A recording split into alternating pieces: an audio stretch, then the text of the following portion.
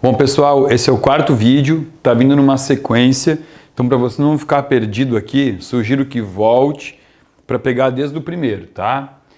Vídeo passado eu falei sobre nutrigenômica e como a nutrigenômica interfere epigeneticamente na doença. Hoje a gente vai falar sobre outros fatores que interferem, o sol, o sono e a atividade física, tá? Vamos começar aqui pelo sol, né? Hoje o que é falado? É falado que você não pode de maneira alguma se expor ao sol, porque o sol vai gerar um câncer em você, não importa o quanto você pegue de sol, não importa o horário que você pegue de sol. Então é orientado que todo mundo passe protetor solar para pegar todo e qualquer sol. O que aconteceu com isso? Uma epidemia de baixa de vitamina D3, tá? Por quê? O sol é um ativador da vitamina D3. E por que eu estou falando de sol e vitamina D3? Porque a vitamina D3, aliás, corrigindo, o hormônio D3, né, a gente ainda chama de vitamina D3, mas sabemos que isso aqui é um hormônio, porque ele vem da cascata dos esteroides, ele é derivado do colesterol. Mas aqui está, então, a vitamina que tem uma grande participação no aumento do sistema imunológico do corpo humano, tá? A vitamina D e seus níveis baixos explica muito de por que tanta doença, tanta gripe, tanto resfriado, né? Se você dosar a vitamina D de um paciente aqui no sul, aqui no Rio Grande do Sul, você vai ver níveis menores que 20, menores que 10, e aí você começa a pensar, poxa, como que esse corpo está conseguindo responder, né? Como é que tem um sistema imunológico aí capaz de prevenir uma gripe, uma gastroenterite ou qualquer outra doença viral? A vitamina D também está muito associado, aliás, a baixa da vitamina D está muito associado a altos índices de osteopenia e osteoporose. Porque sem vitamina D não existe como entrar cálcio, fixar cálcio no osso, né? Então, antigamente, era orientado repor cálcio para todo paciente que tinha osteoporose. Hoje, se você for dar uma pesquisada, vai ver que praticamente todas as fórmulas de reposição de cálcio já estão associadas com vitamina D, né? Porque já se sabe que não existe a possibilidade desse cálcio ser absorvido sem essa vitamina D. Então, olha só, quando a gente deixa de pegar sol, a gente está abrindo mão de uma vitamina extremamente importante para a imunidade e para a prevenção de doença que é a maior geradora de fratura óssea, né? Que é a osteoporose. Bom, como é que a gente deve pegar sol, então, para se expor de uma forma que a gente não coloque nosso corpo sob risco de uma doença neoplásica e tenha os benefícios de ter uma boa vitamina D? A gente precisa de 15 minutos diários de sol. Olha, é pouquinho, não precisa mais do que isso. Ah, e tem que botar o corpo todo? Não, também não. A gente sabe que a exposição de um pedaço do corpo, 15 minutos de sol, sem uso de protetor solar, porque senão também não vale, né? O protetor solar ele inibe a conversão da vitamina D na forma ativa. Então aqui, ó, colocar o braço para fora de casa, pegar o solzinho das 11 da manhã ou o solzinho das 2 da tarde, porque o primeiro sol e o último sol, o sol das 8 da manhã ou o sol das 6 é muito fraco e o sol do meio-dia é muito forte. Então ali 11 horas ou depois ou entre 1h30 e 2 horas, colocar o braço para fora, colocar a perna para fora e deixar o teu corpo ter contato com 15 minutos de raios solares já é o suficiente para você ter níveis satisfatórios de vitamina D. É importante não lavar o braço com sabonete, com detergente, depois, boas horas depois que você expôs teu corpo ao sol. Por quê? Porque a vitamina D3 ela é uma vitamina lipossolúvel.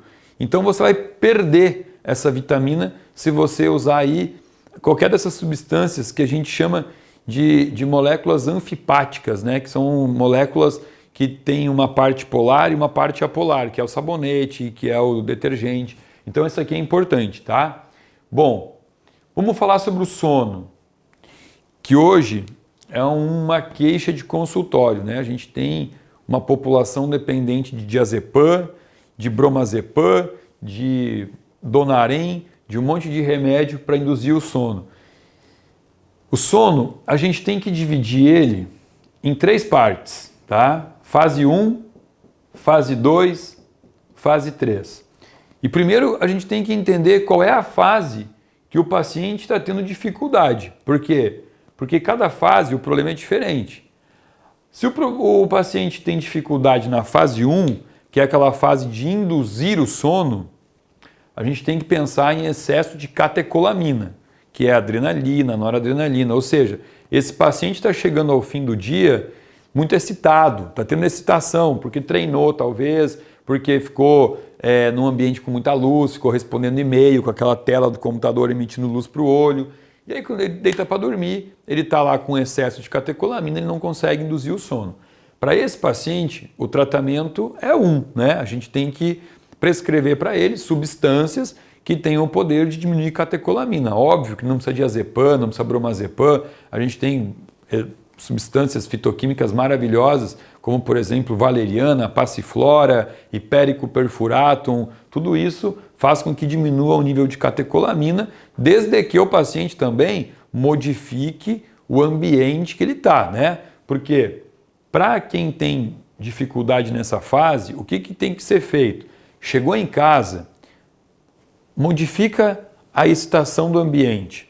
Aquela luz que está muito forte, apaga, deixa uma luzinha indireta, um abajur num canto. O som da TV ou o som do rádio não é para colocar um AC/DC para tocar, né? Você vai colocar ali uma musiquinha mais calma, uma musiquinha relaxante, começar a criar um clima propício para que o sono venha. Não adianta ficar ouvindo rock and roll no ambiente iluminado e depois deitar na cama e achar que o sono tem que vir logo, né? Bom, outra coisa, deitou na cama, tem que saber o seguinte: o nosso cérebro, ele é primitivo. Ele sabe que dia é dia e noite é noite pela presença ou não de luz, tá? E quando você fecha a pálpebra é fininha, a luz ela ultrapassa a pálpebra.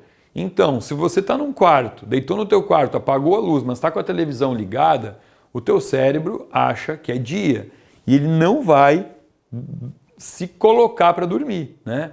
Só que isso acontece com estímulos muito menores do que propriamente a televisão. Se você tiver um ponto de luz no teu ar-condicionado, no teu rádio-relógio, aquelas luzinhas do aparelho da NET, qualquer coisa que tenha ali uma luz que for azul, que for verde, você vai estar atrapalhando o teu sono.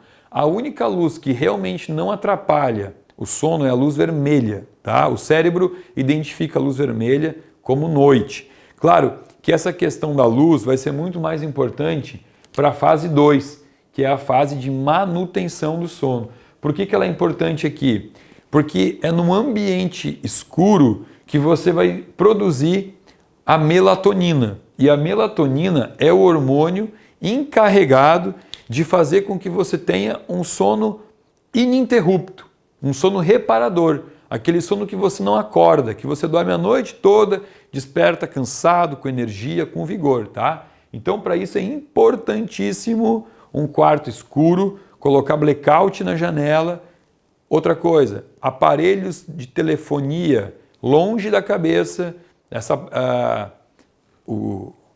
antenas, os raios, as ondas de telefonia atrapalham a onda do sono, tá?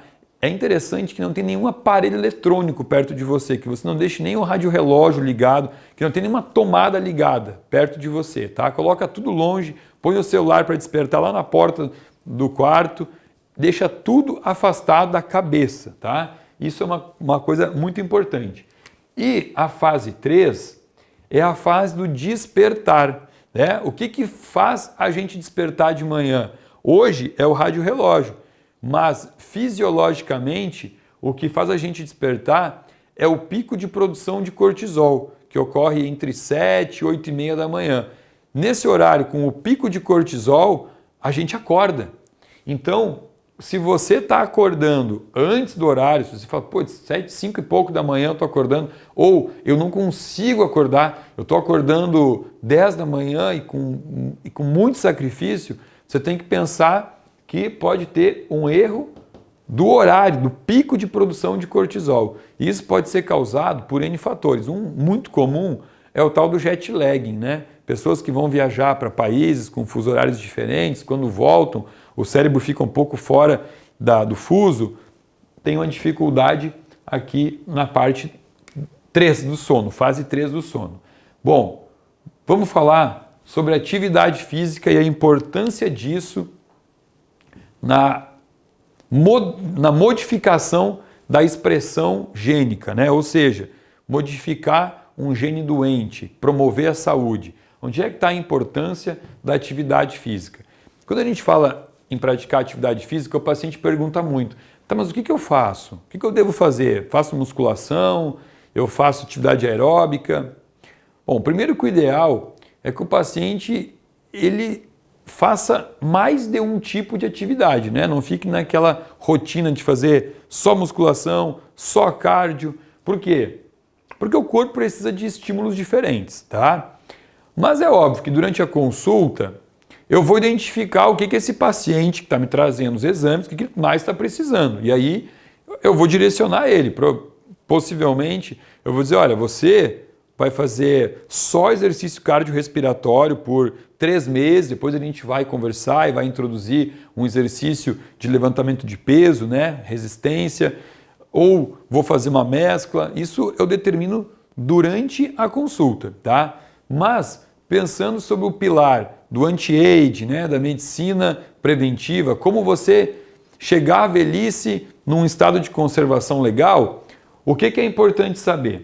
Primeiro, o mínimo de você fazer atividade física levantando um peso do chão são 2 vezes por semana, tá?